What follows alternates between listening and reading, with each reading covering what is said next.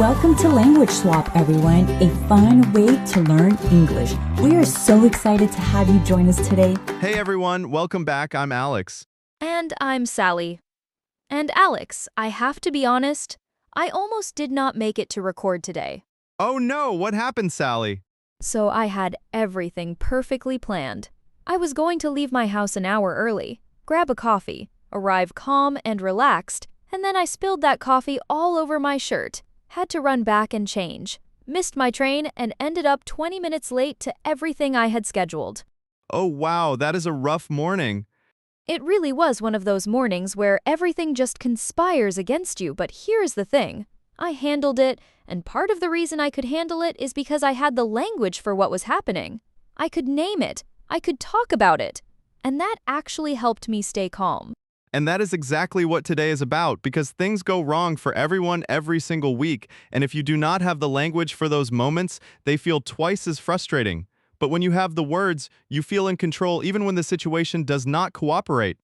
Today we are talking about when things go wrong, how to describe problems and setbacks in English, how to talk about your own mistakes honestly, how to apologize the right way, and how to respond when someone else is apologizing to you. Very practical, very human vocabulary.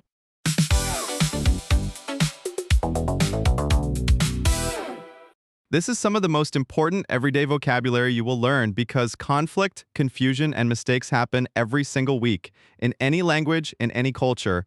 Let's start with how to describe when something went wrong, because before you can deal with the problem, you need to be able to name it. And the way you name it actually shapes how the people around you respond. The most versatile and widely used expression is something came up. This means an unexpected problem or situation appeared without warning. I'm sorry I'm late. Something came up. It does not explain the full story. It just calmly acknowledges that something unexpected happened. Very useful when you don't want to go into full detail right away. Something came up is accepted everywhere in English. Nobody pushes too hard on it. It is calm, clean, and universally understood. Things didn't go as planned. A bit more descriptive. The meeting didn't go as planned. The project didn't go as planned. It acknowledges there was a plan, and reality turned out differently. Honest without being dramatic or alarming. I want to share a story about this one because it really stuck with me. A few months ago, I was supposed to give a presentation to a pretty large group at work. I had prepared for 2 full weeks. Notes, slides, rehearsals, everything was ready, and about 30 minutes before, the projector completely stopped working. Oh my God, what did you do? And the first thing I said to my colleague standing next to me was, "Well, things definitely did not go as planned," and she laughed, and that one calm phrase actually released a lot of the tension in the room before we had even started solving the problem. Naming it together out loud made the whole situation feel lighter. That is such an important observation. Naming a problem calmly, using a phrase that sounds controlled and measured, actually helps everyone around you stay calm too. You set the emotional tone for the situation. Exactly. You become the stable presence in the room simply by how you choose to talk about what is happening. Another very useful one, it didn't work out, means something you tried or planned did not succeed. The plan didn't work out. The partnership didn't work out. Neutral and simple. No blame attached. It fell through. Very common for plans or deals that were supposed to happen but then collapsed. The trip fell through. The deal fell through. There is a feeling of something that was supposed to hold together but just did not. Things were in motion and then suddenly they were not. It went sideways. A bit more informal and quite vivid. Something went sideways means it went in a completely unexpected and wrong direction. The whole morning went sideways. The conversation went sideways really fast. I love this expression because it perfectly captures that feeling of suddenly being completely off course without knowing how you got there. And hit a snag. A snag is a small but frustrating obstacle, not a full disaster, a complication that needs attention. We hit a snag with the delivery. The project hit a snag, but we are working through it. Very professional sounding. It signals a real problem without creating panic. These expressions are great because they are honest, but also measured. They say there is a problem without saying everything is falling apart. And that distinction matters enormously for how people respond to you. Now let's talk about mistakes, your own mistakes specifically, because how you talk about what you did wrong matters just as much as whether you acknowledge it at all.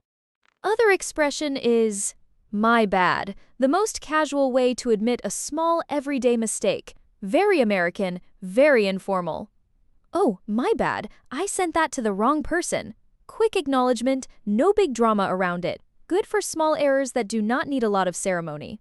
For something a bit bigger, that was my fault. Clear and direct. That was my fault. I should have confirmed the time before the meeting. Simple, honest, and people genuinely respect it when you say it without being pushed to.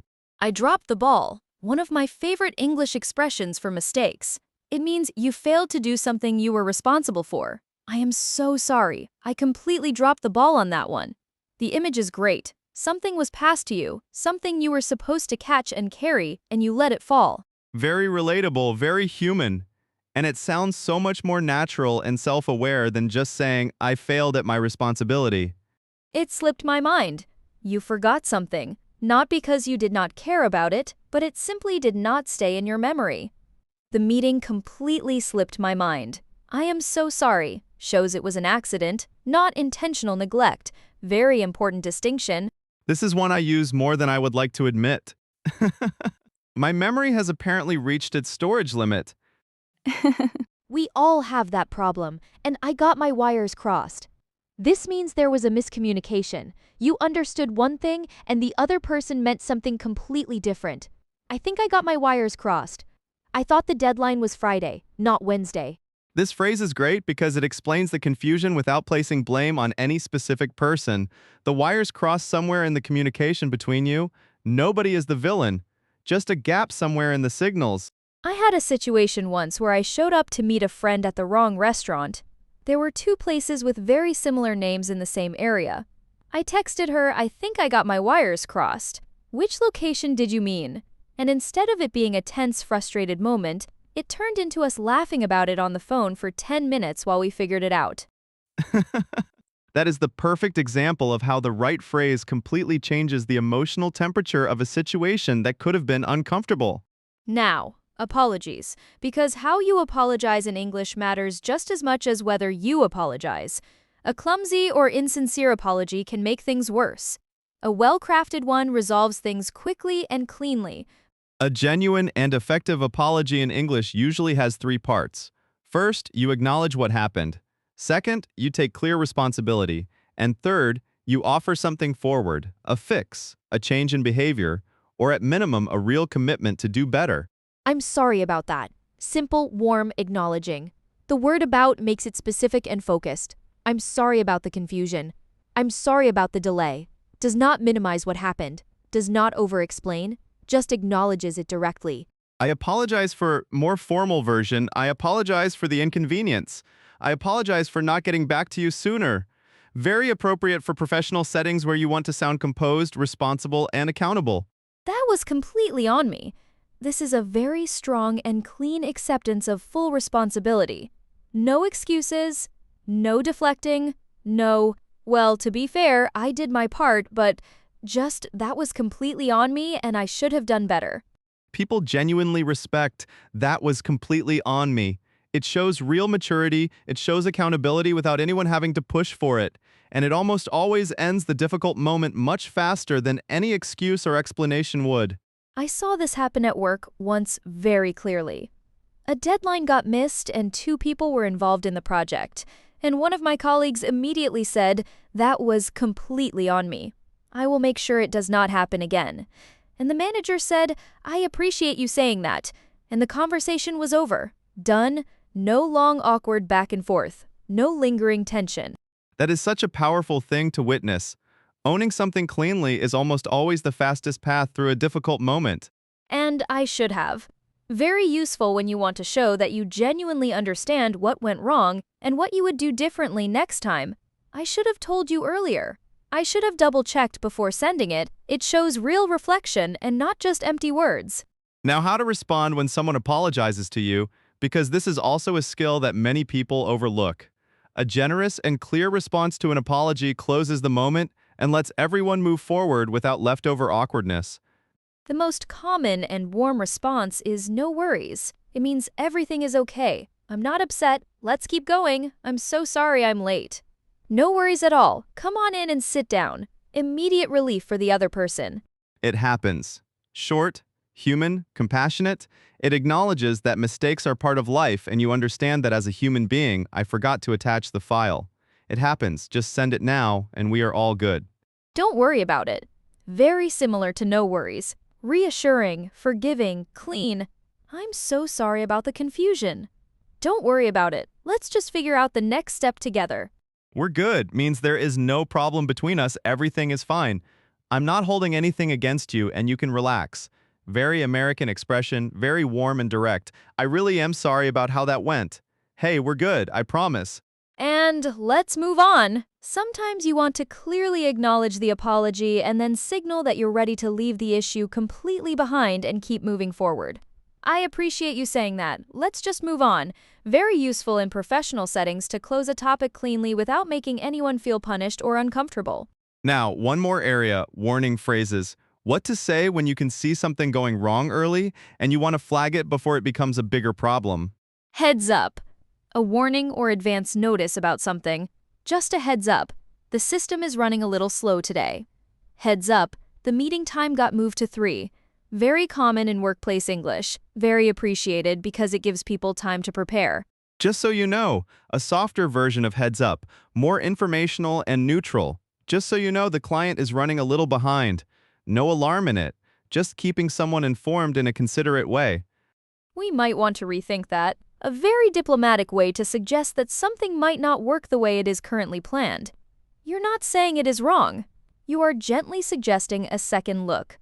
We might want to rethink the timeline on this one. Very professional and collaborative. Something feels off. When your instinct is telling you something is not right, but you cannot fully articulate it yet, something feels off about these numbers. Can we take another look at them? Honest and collaborative without being accusatory or unnecessarily alarming. These warning phrases are so valuable because they let you surface potential problems early and diplomatically before they turn into the kind of situations we were describing at the beginning of the episode.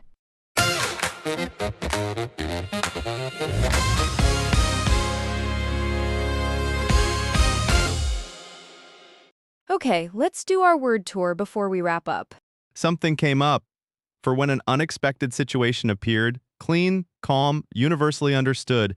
Use it anytime you need to explain an unexpected change without going into full detail. It went sideways. For when things went in a completely wrong and unexpected direction.